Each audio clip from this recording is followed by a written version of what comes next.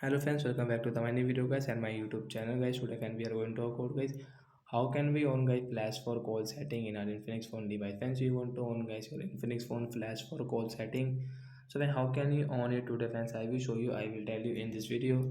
So before starting video friends, first of all go and subscribe the channel guys. Click the bell icon, like the video. So first of all guys, open your phone setting guys and guys scroll it and friends click on guys your Infinix phone guys this special function setting guys tap here and guys you can see this tab settings of how can we on guys flash for call guys you can see gesture setting tab here. As you can see guys flash for calls guys you can on from here. Flash will be alert and get when locked. So friends you can see guys when your phone screen locked and when call and notifications guys only I think calls guys only flash for calls.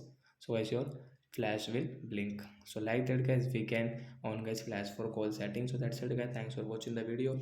I hope friends you understood how to on flash for calls. So bye guys.